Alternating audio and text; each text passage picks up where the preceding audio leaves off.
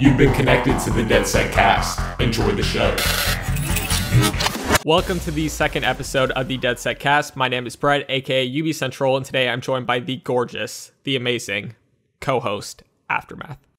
Hey Brett, what's up, man? Nothing much again.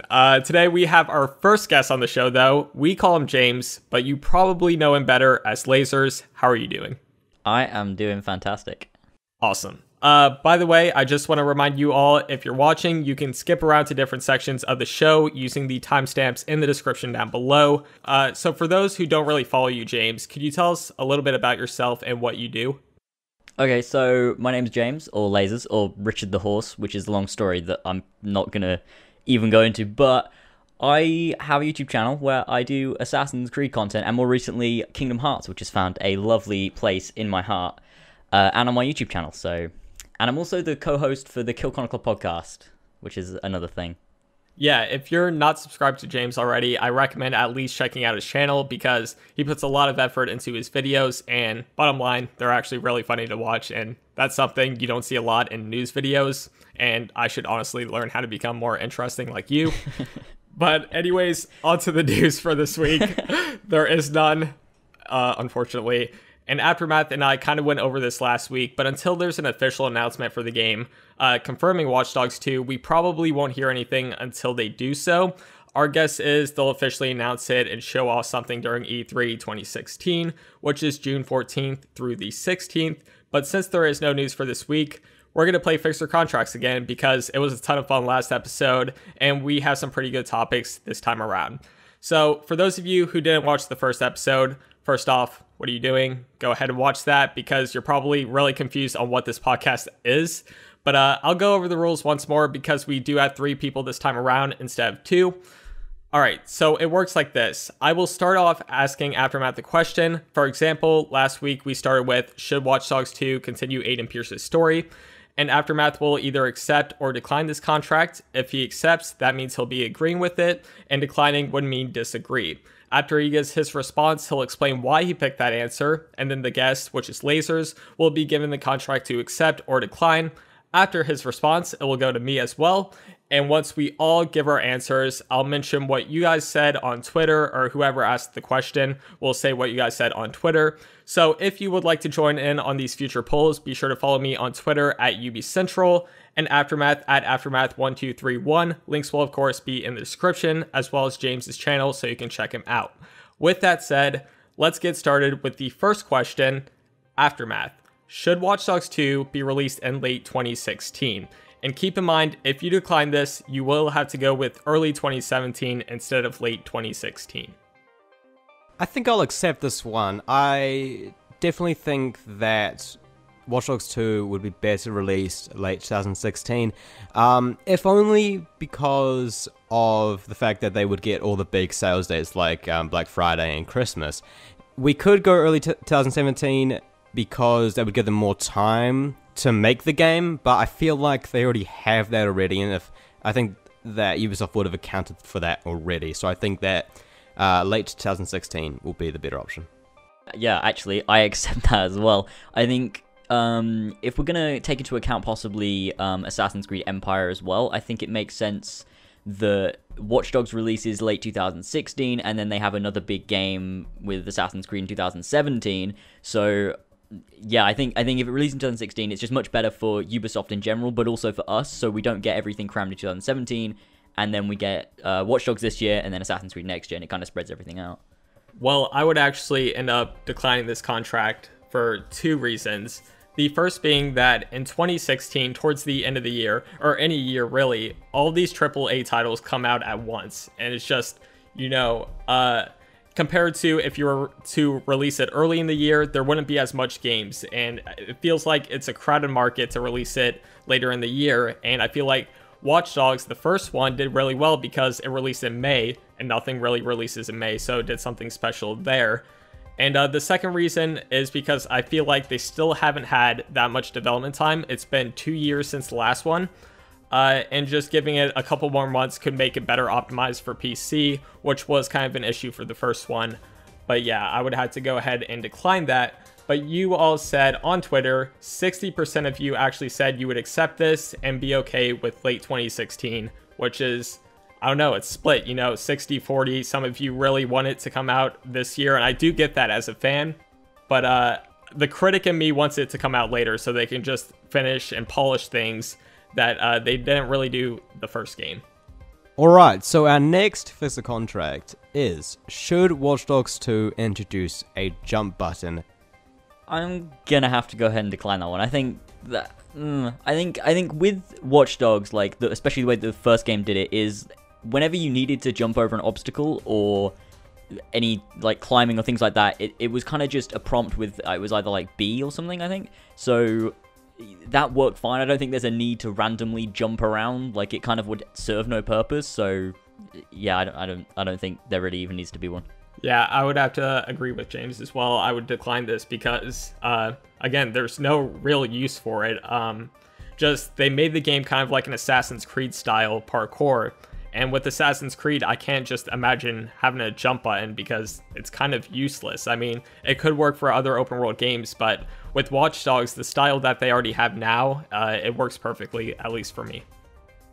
I would also decline this contract. I absolutely loved Watch Dogs, the original Watch Dogs parkour system. I think that it was really unique. It was very similar to Assassin's Creed, but just the way that it was kind of focused on just kind of mantling over objects and over fences as opposed to Assassin's Creed's more vertical focus, I really enjoyed. And I think that introducing a jump button wouldn't do anything, and it as you said, it would be just kind of useless, and I think it would just kind of break up this already really streamlined parkour system that Watch Dogs already has. So I don't think that they should add a jump button.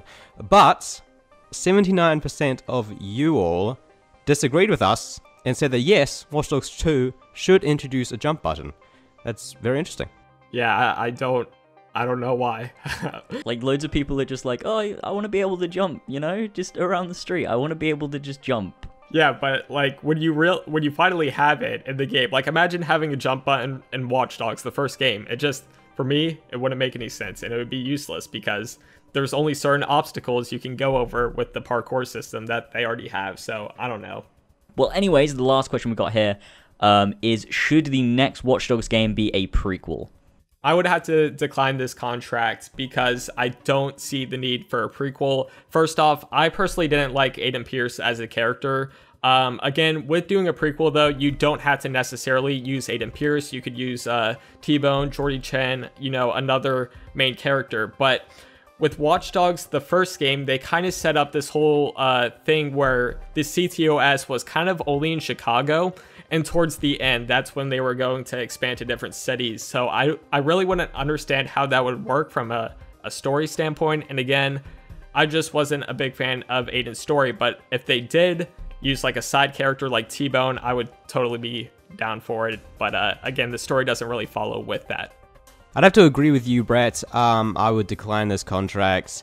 I definitely don't think that the next Watch Dogs should be a prequel. At the very end of the last Watch Dogs, there was a massive event, and had a lot of implications for the game world. And going back in time from that wouldn't make a lot of sense.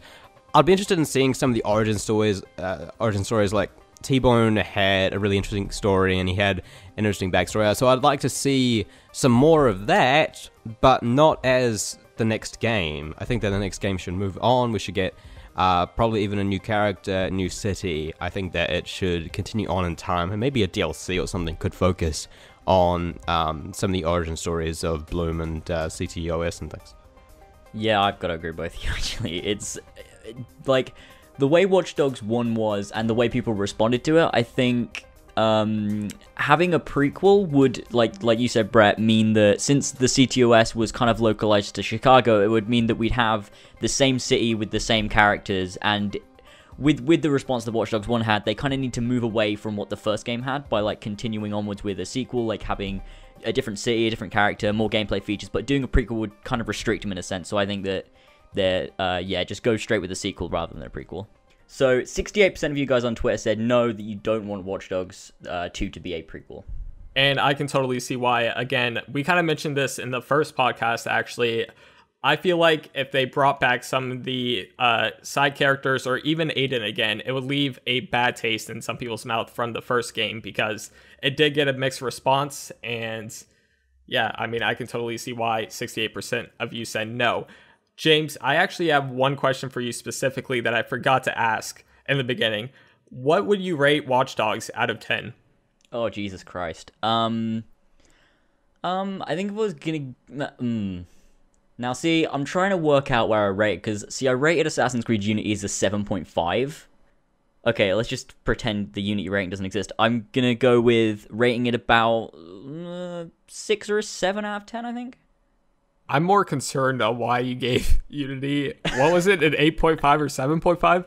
I think it was in the early days of Unity when it first came out, and I was just like so like because of all the hype that led up to it, I was in denial, and I was just like, no, this game's still good. I swear, and yeah.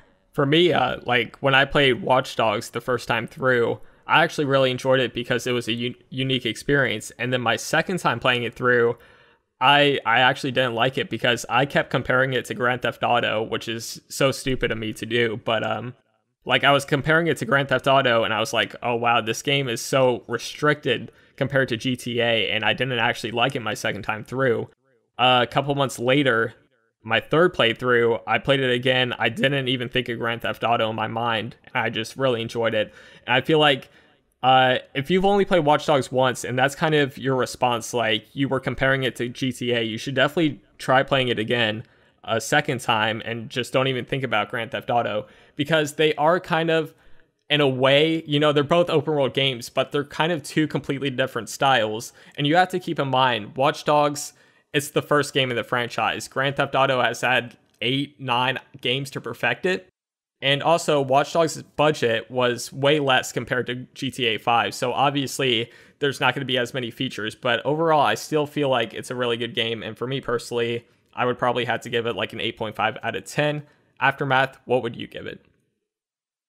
I'd probably go with an 8, I'd say. I definitely enjoyed Watch Dogs. It has a lot of flaws, but overall I definitely think I enjoyed my time with it. And I don't think that changed much on my second playthrough either. So I'd probably go maybe 8, maybe 8.5.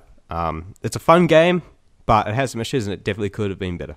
Yeah, I mean, there was, overhyping, and when it came down to it, there was a lot of things that they could have improved on, for example, driving, etc. But overall, I still feel like it's a decent game, and if you've only played it once, you should definitely give it a second try. But anyways, that brings us to the end of the second episode. James, I want to thank you so much for joining us. Again, if you like James, he's funny. Check him out in the description down below. And also, Aftermath, I want to thank you for just being beautiful. Thank you. You too. Awesome. All right, guys, you can check out the next episode next Monday, because you know what? I guarantee there will be one every single Monday. Yeah, sorry, Aftermath, I forgot to tell you. Anyways, thank you all so much for watching, and I'll see you all later. You gotta say the Twitter poll. Shut up. And yeah, so everyone I meant to do that. So